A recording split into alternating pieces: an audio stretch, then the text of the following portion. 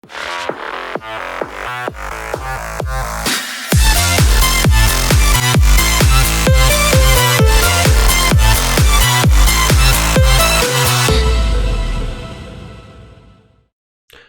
welcome to today's episode. Today we're here with Charles. We are gonna go through a pretty dangerous exploit that is done with malware. So Charles, what are we gonna do today?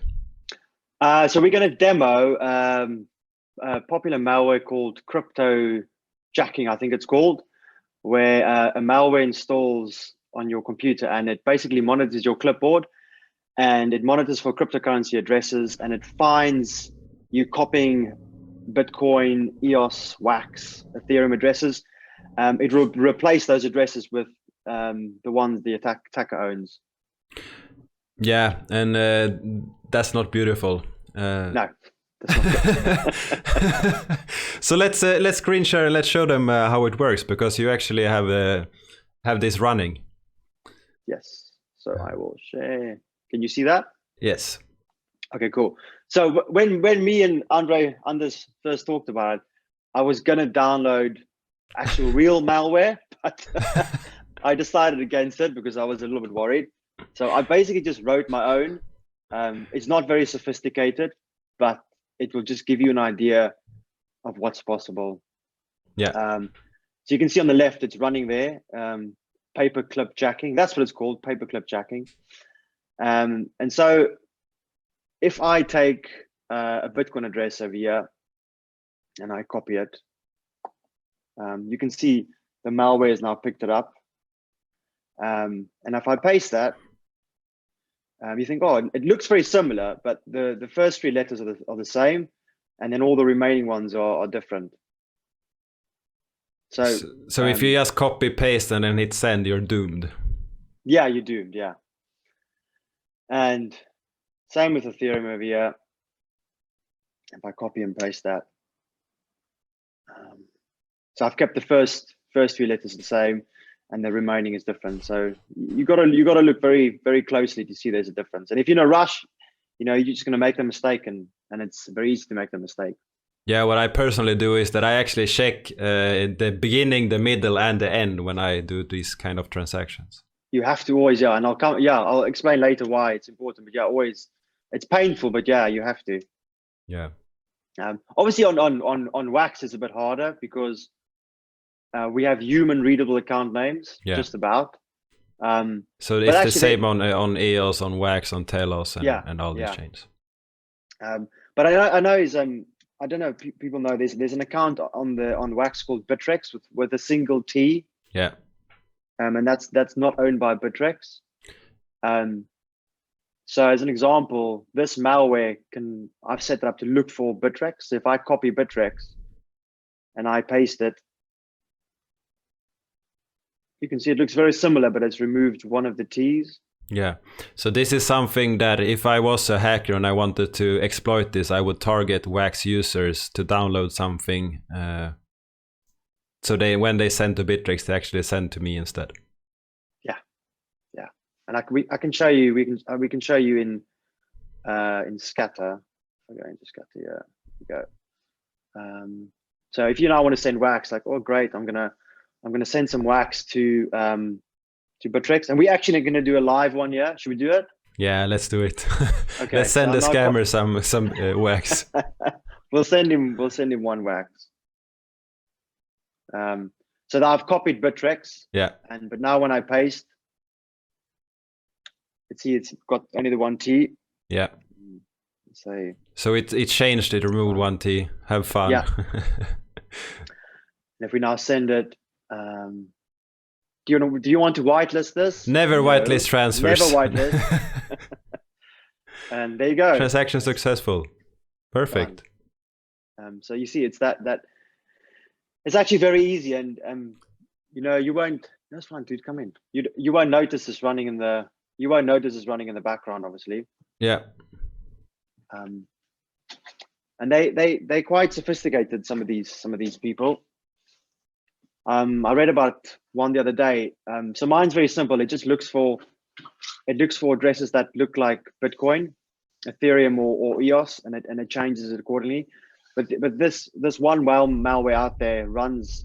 They've got a big database with about 2.5 million addresses, and they'll have an address like that, and next to it they'll have one that looks as similar as possible. And now you couldn't copy that one. It didn't go well. Your malware messed up your copy. Oh yeah, let me stop that. I tell you that when I was creating this, I had so many times when I was writing code and I copied and pasted, and then I've been copying Bitcoin addresses. It's very annoying. So yeah, I've stopped now. Yeah. But yeah, they'll have the, let's say, the real address over here in their database, and then next to it they'll have something very, very similar, as similar as possible. They'll try and change the first bit and the last bit. So like what you said earlier, it's always good to read the first bit, the middle bit, and the last bit. Yeah. Because the chances of them changing all that it's not possible. It's very unlikely that they get everything correctly. Very unlikely. And yeah. It's kind of annoying to check everything, so you have to choose something to check. Yeah. Yeah. So I'm gonna stop. I'll stop screen sharing now. Yeah. So yeah, but this is actually very scary, because this could be contained if you download a bad wallet or something. They could push this as well to you, and perhaps the wallet actually works perfectly fine from the start, but then suddenly it no longer works fine. Yeah, and there's so many different ways. I can't stop screen sharing. I don't know how. Yeah. There we go. Stop. You can write code that steals people's addresses and change them, but it's hard to stop screen sharing on Zoom. Yeah, we all have our different skills. Yeah. Damn user face, you need a terminal. So how can people mistakenly get this on their devices?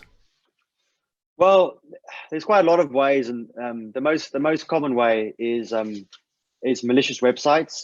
Yeah. So people will set up a website where when you visit the website, it will look at your browser and the version of your browser and try all known exploits against your browser to force it to execute something. And that can be a malicious website, but not only a malicious, it could be any website, because if a website like WordPress is a good example, if they manage to hack your WordPress site, they can load that exploit. And so when you visit a legitimate website, they will try the exact same thing. They'll look at your browser, and then they'll look at all possible scenarios where they can exploit your browser. And if they manage to do that, then they'll load a little bit of malware that then connects out and then downloads the rest of what they wanted. So that's quite common. And do you, if you are a user and visit this website, do you have to take some kind of action, or is this happening in the background? Sometimes you have to take an action, but they'll first try and make it work in the background. If they can't, they'll give you a pop-up to say, "Hey, can I install some software?" And you won 1 million wax. Yeah, exactly. Yeah, so they'll be smart about it as well. You know, they'll try and cater to their audience. Yeah. Another quite dangerous one is where I think it's people don't think it's that dangerous is cross-site scripting, which is XSS. So this sort of vulnerability is probably most websites on the internet have this problem, except the hardened ones like Facebook and Twitter. But even today, people still find that sort of type of vulnerability is where you visit a website, and if attacker sends you a URL, it could have the Twitter URL as example, but a little bit of code at the end. So it still loads Twitter, but in the background, it's injecting some code into the HTML, into the website. And so that again will trigger that exploit to run. And then again, it looks at your browser to see if any way possible it can install some malware.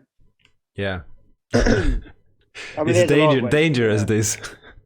Dangerous email attachments, and even it's called malvertising, where they inject dodgy advertising.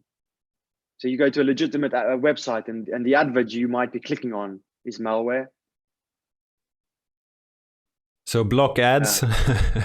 Yeah. If they are not malware, they are annoying. So block them anyway. Yeah. Yeah. And I think antiviruses are really bad at picking up these copy paste viruses, these clipboard viruses as well, just so you know. So you're not safe if you have an antivirus installed. Yeah, to a point. But for instance, the one I wrote today, it won't be picked up by antivirus because it's custom written. Yeah. So if someone writes their own malware and doesn't share it with anyone else, most likely the antivirus won't pick it up. Yeah. Because they will just think you intended to run that. Yeah. Antivirus will pick up because people write malware and they sell it online, and so loads of criminal organizations will buy it, and then once it's a common malware, and all antiviruses will pick it up and say, okay, we're now blocking it.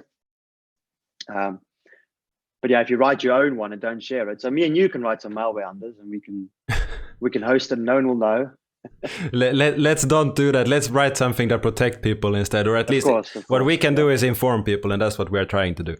Yeah, information is key.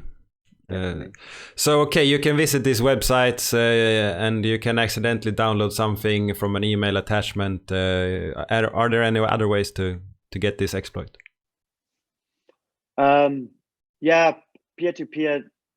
So torrents. People who download applications or videos from torrents, there's another way of getting in. Yeah. Adobe Flash as well. I think that's sort of stopped working. No one really downloads Adobe Flash anymore, but that's another one. If you're running Adobe Flash, a website could pop up saying, oh, I need to install an update to Adobe Flash, and you go, oh yes, I know about that, it's fine. Yeah. And it's not Adobe Flash. No, it's not Adobe Flash. Yeah, and all of this is very scary because if you have it on your machine, it's very likely you have no idea. Yeah. And this is why, if you have a lot of cryptocurrency, you use a device where you don't download a lot of crazy stuff. Because even if you have a hardware wallet, you can make mistakes when you actually use the crypto. Yeah. Yeah, because it's still your copy and paste. The hardware wallet's not going to protect you against that. Yeah. Yeah. And you can, even if you have a hardware wallet, you can go and visit, instead of wallet.trezor.io, it's wallet.treza.io or something, and then you go to the wrong one. It looks like the same, you used it the same, but as soon as you give it permission to send or do anything, you are doomed. Yeah. Because you will, if you sign the transaction on your hardware wallet, because you have to do that still, but you think that you signed the correct transaction, but it's not, because you were too lazy to wait for the text to change and actually read what contract or what transaction you try to do. Yeah.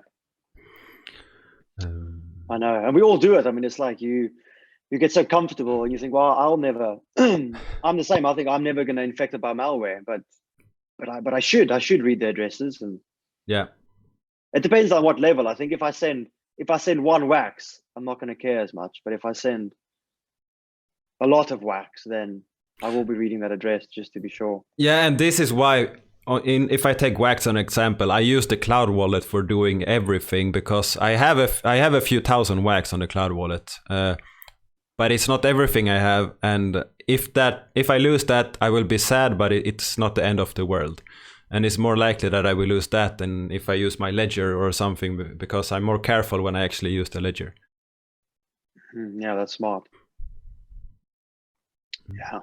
So use the cloud wallet as your hot wallet and send funds to that when you need them, and don't use your ledger more than you need to.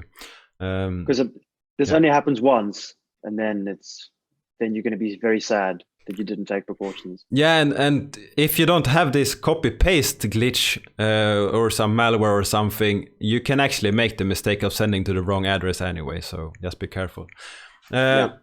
So, should we go into this any deeper, or do you feel like we are done with today, perhaps?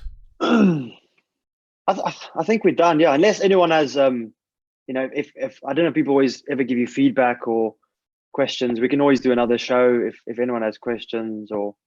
Yeah, that's awesome. So, in this, comment below if you want us to answer some questions or dig into this deeper, and we can attack that. So yeah, that's a perfect idea.